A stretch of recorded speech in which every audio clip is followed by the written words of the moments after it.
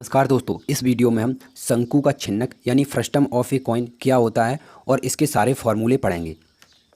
तो देखिए, शंकु का छिन्नक जैसे नाम से ही पता चल रहा है, शंकु का छिन्नक। तो सबसे पहले आपको शंकु के बारे में सब कुछ पता होना चाहिए, छिन्नक के बारे में ऑटोमेटिक पता हो जाएगा। तो सबसे पहले हम देखते हैं शंकु क्या होता है। तो देखिए, हमारे पास हम जानते हैं एक बर्थडे कैप या एक जोकर की टोपी, ऐसा ही तो होता है शंकु। ठीक है, अगर इस शंकु को हम यहाँ से कट कर दें यानी काट दें, बिल्कुल समांतर ऐसे चाकू से ऐसे काट दें, बर्थडे वाली कैप अगर हम ऐसे यहाँ से काट दें तो जो आकृति बनेगी वो इस प्रकार होगी आपकी। कैसी होगी? ऐसी तो होगी, ये वाली। ठीक है, अगर मैं इसे यहाँ पे काट दूँ तो वो इस प्रकार बनेगा। तो यही होता है शंकु का छिन्नक। छिन्नक का मतलब होता है कटा हुआ भाग। तो शंकु का कटा हुआ भाग शंकु का छिन्नक कहलाता है। तो आइए समझते हैं इसके हम सारे फॉर्मूले। तो देखिए, मैंने यहाँ पे एक शंकु बनाया। ये शंकु की ऊंचाई h है। इसे तिरछी ऊंचाई या तिर्यक ऊंचाई बोलते हैं। इसे हम l से प्रदर्शित करते हैं। ये त्रिज्या r है। ठीक है, अगर आप शंकु के बारे में सब कुछ पता होगा तो छिन्नक के फॉर्मूले आपको बहुत अच्छे से याद हो जाएंगे। तो छिन्नक के फॉर्मूले याद करने के लिए आपको शंकु के बारे में सब कुछ पता होना चाहिए। तो छिन्नक का सबसे अच्छा एग्जाम्पल क्या है? आपके घर में जो बाल्टी रखी है उसको उल्टा कर दीजिए, वो बाल्टी छिन्नक है। ठीक है, ये इसकी तिर्यक ऊंचाई है l। ठीक, इसकी दो त्रिज्याएं हैं क्योंकि देखो दो वृत्ताकार सिरे हैं इसके। ठीक है, अब बाल्टी होती है उसके दो सिरे होते हैं। इस बड़े वाले जो वृत्ताकार सिरा है इसकी त्रिज्या हमने r1 मानी और छोटे वाले की r2 मानी। यहाँ पे r1 ग्रेटर है r2 यानी r1 त्रिज्या बड़ी है r2 से। ठीक है, ये सबसे ज़्यादा इंपॉर्टेंट है। इसे आप हमेशा याद रखना कि जो हम त्रिज्या r1 मान रहे हैं वो बड़ी है। ठीक है, ये फॉर्मूले में काम आएगी आपको। ठीक है, r2 त्रिज्याएँ हैं, h ऊंचाई है और l तिर्यक ऊंचाई है। अब इसके फॉर्मूले देखिए।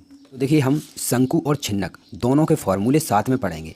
इससे आपको याद करने में बहुत आसानी होगी। अगर आप इस ट्रिक से याद रखेंगे तो आप इन फार्मूलों को कभी भी नहीं भूलेंगे। तो सबसे पहले हम लिखेंगे शंकु का आयतन। तो देखिए, शंकु का आयतन क्या होता है? 1/3 पाई r स्क्वायर h, ये होता है शंकु का आयतन। अब देखिए छिन्नक का आयतन क्या होता है। तो देखिए, छिन्नक का आयतन होता है 1/3 पाई r1 का स्क्वायर प्लस r2 का square plus r1 into r2, मतलब r1 का गुणा r2, ब्रैकेट क्लोज और गुणा में h।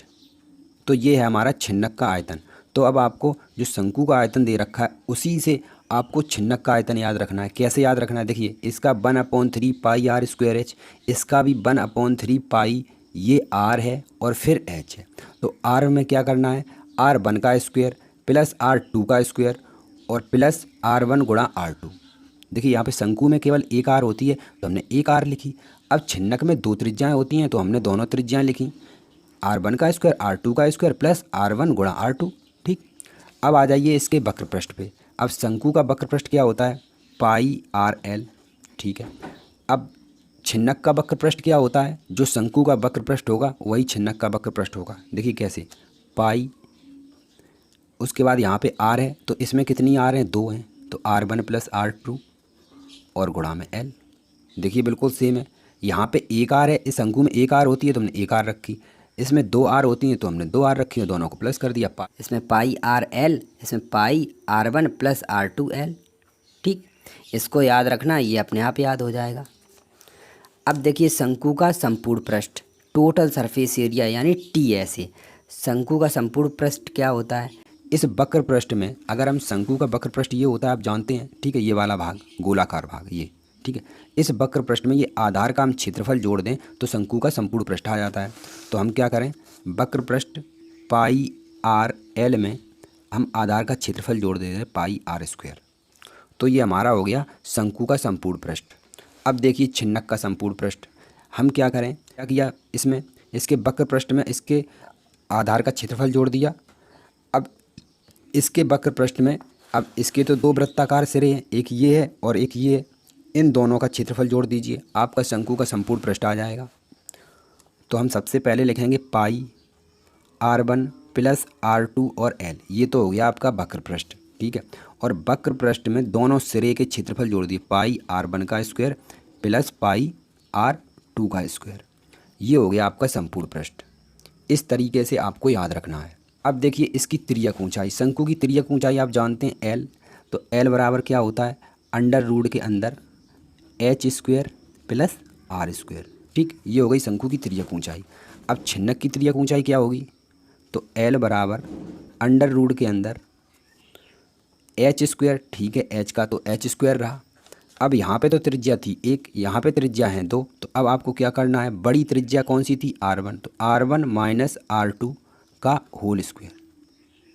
ठीक है, यहाँ पे भी R पे स्क्वायर था और यहाँ पे भी R पे स्क्वायर होगा, बस R1 माइनस R2 कर दिया और उस पर लगा दिया स्क्वायर। तो ये हो गई शंकु की तिर्यक ऊंचाई। तो जब भी आपसे छिन्नक के फॉर्मूले पूछे जाएं तो आपको क्या करना है? आपको सबसे पहले दिमाग में ये लाना है कि हमारे शंकु के फॉर्मूले क्या होते हैं। जब आपसे पूछा जाए छिन्नक का आयतन तो आपके दिमाग में होना चाहिए शंकु का आयतन क्या था, बस वही छिन्नक का आयतन है, थोड़ा चेंज है। बस आप एक बार याद कर लेना, फिर आप समझ जाएंगे। बाकी मैंने आपको अच्छे से बता ही दिया है। तो ऐसे ही इम्पोर्टेंट वीडियो के लिए चैनल को सब्सक्राइब करें, वीडियो को लाइक और शेयर करें। मिलते हैं नेक्स्ट वीडियो में, तब तक के लिए जय हिंद।